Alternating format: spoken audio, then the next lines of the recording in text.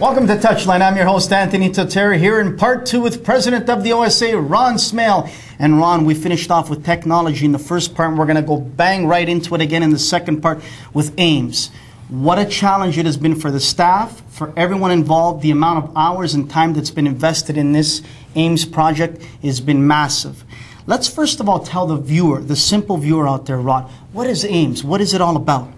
Well, A.I.M.S is a registration system. It's a basic registration system that has lots of capabilities at doing a lot of other what I'll call internal type programs moving forward.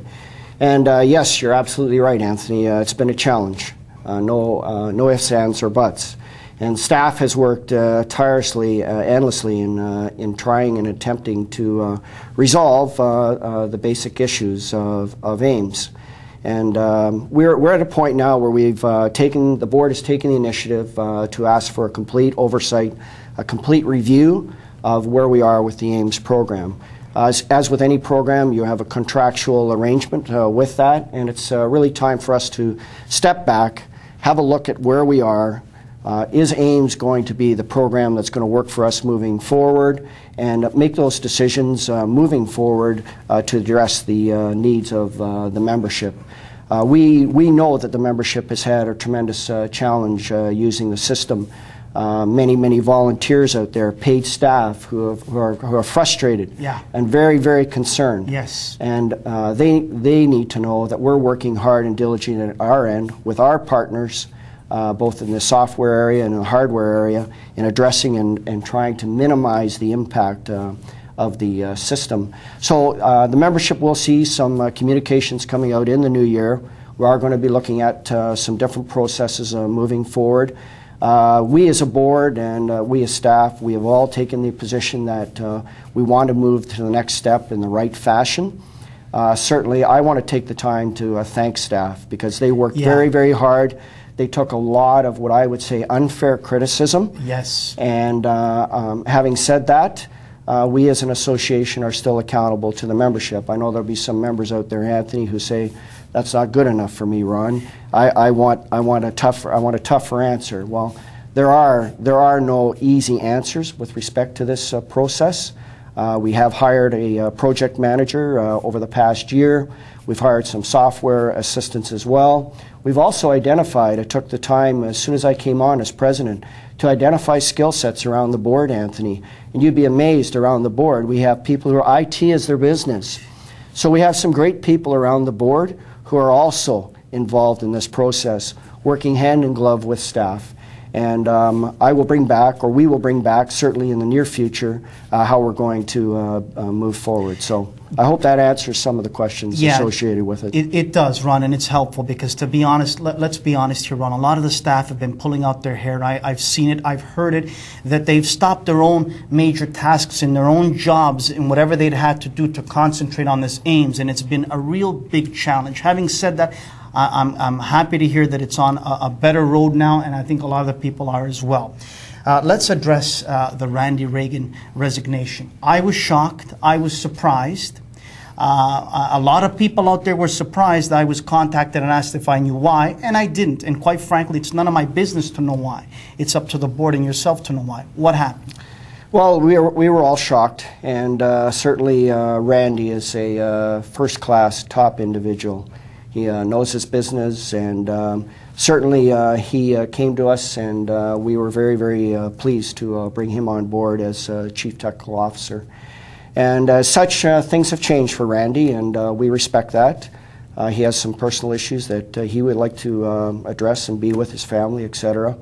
And that's important. And I mean, we're going to miss Randy, but more importantly, Anthony, we're out there right now looking for a replacement.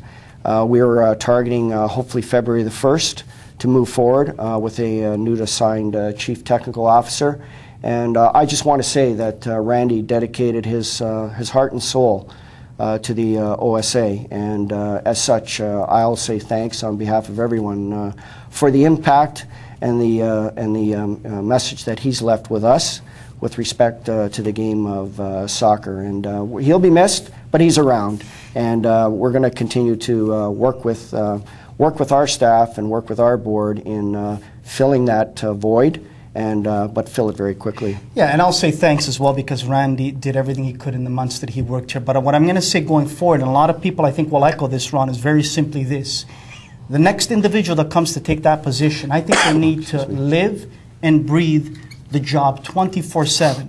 And if they cannot do that, I feel that it's important that yourself and the board do not hire that individual that doesn't have that drive, that passion 24/7. Because here in Ontario, and especially in this province, we deserve that and we need that. Yep. And I know Randy lived and breathed. He did. He worked very, very long days. He was there. He was there for us. I know that personally. I was very much involved in some meetings and different things that he attended. Yes, we will look for that. And having said that, I know that Guy's working very diligently in reviewing that whole support network and how that all moves forward from a technical base. And we have a strong technical base here at the OSA. Certainly, Randy is going to be missed, and I wish him and his family all the best moving forward. Very good. Let's talk about the relationships now of the OSA and TFC. TFC has brought a lot of great stories to this province and to the city of Toronto since they came in to the MLS. And a lot of people look at TFC as the professional team in this province to go watch a professional game. What relationship does the OSA and TFC have? Because a lot of people out there really don't know what relationship they have, if any, only on paper. Yeah. Well, we have what I would call a professional relationship. I believe it can be a lot closer with respect to how technically we're developing our athletes, how we're moving forward. And again, I'm going to say that we are working hand in glove with TFC, as we are with all our partners and all our relationships within the province, to enhance and expand the game, the training avenues, the training venues for soccer. Certainly, we've had some, I know that staff has had meetings with staff from TFC, and I think you'll see some new opportunities come forward. I mean, TFC really hit the road the last 2 to 3 years. They had a tough year this year, and I think we can build some stronger relations. Certainly, semi-professional soccer, professional soccer is something that Canadian soccer needs. It's something that's needed for our athletes to move to the next level so that they can train and work hard and compete at that level. So nothing that I am currently aware of personally immediately on the horizon, but I know that you're planning to have Guy on here shortly, and certainly Guy can speak to maybe that a little bit closer than I have. Absolutely. But what I also would like to see, Ron, from TFC is maybe come and hold some clinics here for the coaches and for the kids, because they are TFC, and the OSA is the OSA, and I think it should be a stronger marriage, that they should be out there helping these young Ontario kids by showing them some clinics, and the young coaches out there helping them out. I agree, and again it comes back to outreach, and that comes about us both extending our hands and binding ourselves and making that relationship, Anthony, and saying let's work together, let's develop this game, let's provide those opportunities. I know TFC has been very, very good to us when it's come to any types of events, whether they're symposiums, whether they're banquets, the OISL banquet. I know that they've had some TFC of the players out. And I know people like Mr. Anselmi, who's been out at the Hall of Fame dinner banquet. Yep. That's the type of thing that we need to build upon. And as I said before, you'll see some more opportunities coming forward. Very good. Now, the next one, Ron, something that is very near and dear to my heart and to yours, and something that is quite spicy and dicey, the OSA and the CSA relationship. I've been upfront and honest about a lot of the things the CSA has done over the years I've not been a fan of, and I've been very honest about that. But having said that, I dearly would like to see a better relationship between the OSA and the CSA, because the OSA, in my opinion, is the engine of this country, whether the CSA wants to acknowledge that or not, and if they have, great. But if not, what is the relationship between the OSA and the CSA? Well, we have a good relationship, Anthony, and when you talk about the relationship of the OSA to the CSA, I mean, we represent a quarter of their budget. We represent a third of their players playing soccer across Canada. And as such, we're in a situation now whereby I am constantly, in my visits, constantly being asked by the membership, what does the CSA do for us? Why do we pay fees to the CSA? Yes. Where does that money go? We don't see anything in return. And it's very evident to me that we need to change the way we have been delivering that process or that service in the last 10, 15, 20, 30 years. I'm a very customer-based person. That's my industry. I'm very customer-based. And as such, I am taking that message to the CSA. Now, in my role, I've only had the opportunity of being at 2 or 3 board meetings of the CSA, but I'm working hard to bring that message from Ontario to the board table of the CSA and share it amongst the provinces. You know, with the other 9 provinces that we have working hand in glove with us at the CSA level, we need to start forming more interrelationships and interpartnerships at that level. Start sharing what's working and what isn't working. You'll notice that the last 2 years that there's been no CSA fee increase. We as a province said we were not giving any more money until we can have a bit of a review and see where we are moving forward. And we've held firm. We've held firm there. Yeah, and I want to stop you there. Not too many people know that you did stand firm and you didn't give in to the CSA when they wanted an increase. And many people always blame the OSA.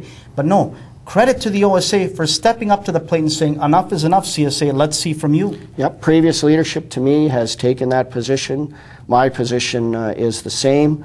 You're going to see and you're going to hear more moving into 2011 about a new financial model or a new financial levy system. And as such, there will be some more information coming out.